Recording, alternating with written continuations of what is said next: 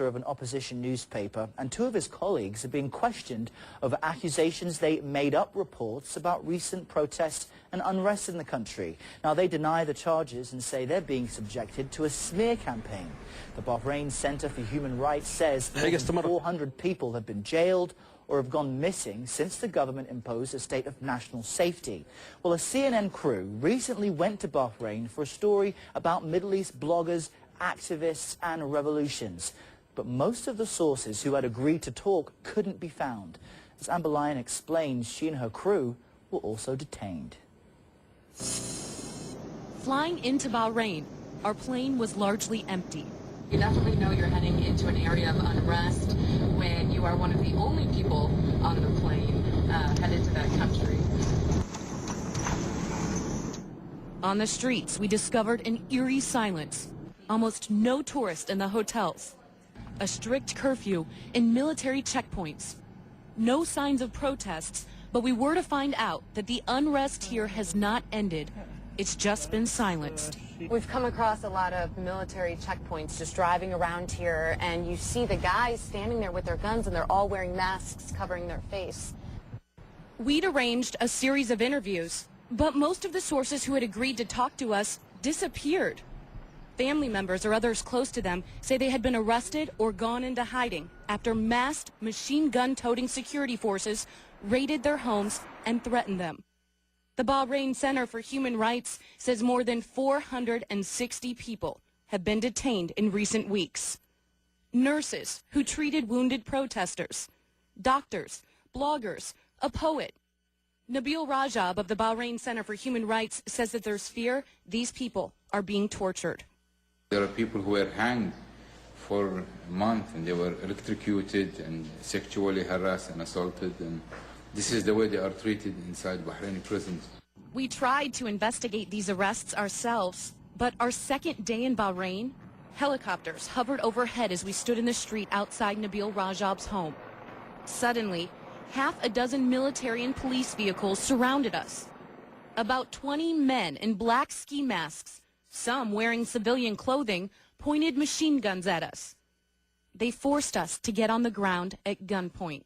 They erased all the video they found. Then we were taken to a police station and interrogated for nearly 6 hours before being released.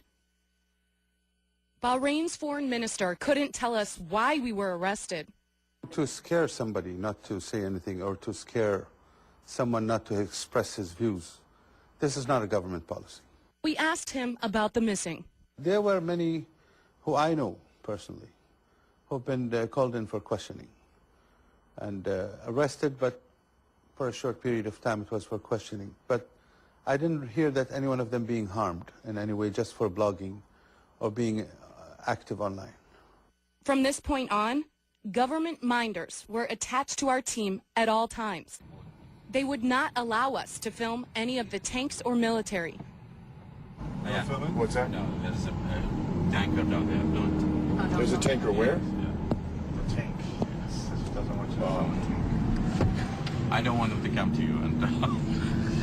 Come on, how can we not shoot this stuff? No. And our minders told us that there were no protests. If there's Can we do the protest protest, today, can we Lieutenant? film the protest? What protest? There's no protest. Say to still do the protest. Instead, our minders brought us to see the nice things in Bahrain. They brought us to the shopping mall to look at the fine selection of Bahraini shoes.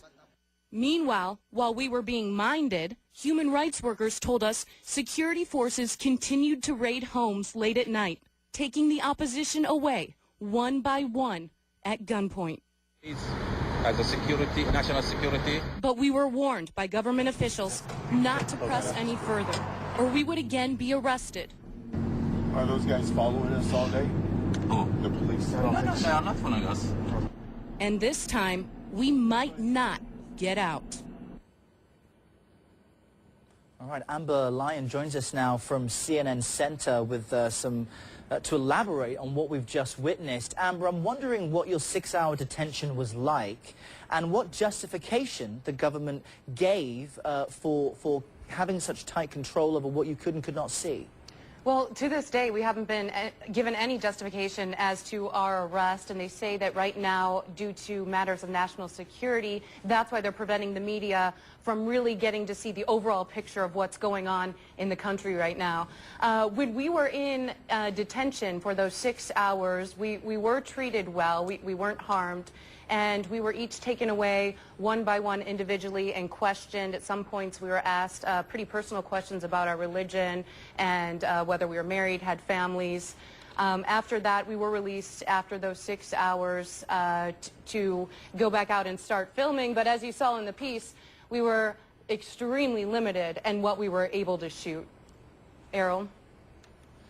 And of course the issue in Bahrain is there is a Shia majority that is ruled by the Sunni minority. I know that you were able to put some more content together for us. What will we look forward to tomorrow?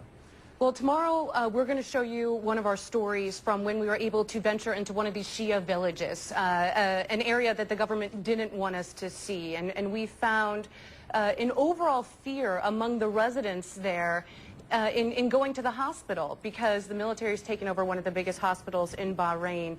So we found people who are treating themselves, some of them have bullet wounds at home because they'd rather do that than enter one of these hospitals because they fear they're going to be arrested. And another thing to mention too, over the weekend we learned that Nabil Rajab, the human rights activist whose house we were detained outside of, was referred to the military for prosecution, and this referral came after Rajab published pictures on Facebook of a man who died in police custody whose body appeared to show signs of torture.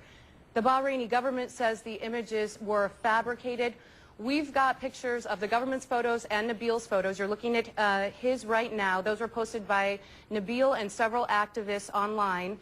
You can see obvious markings of apparent signs of torture. Now, that picture you're looking at right now, that came from the Bahraini government. They say that was taken by the medical examiner. They say this man who died over the weekend was not tortured, was rather an unruly prisoner, and guards were trying to detain him, and that's when he passed away.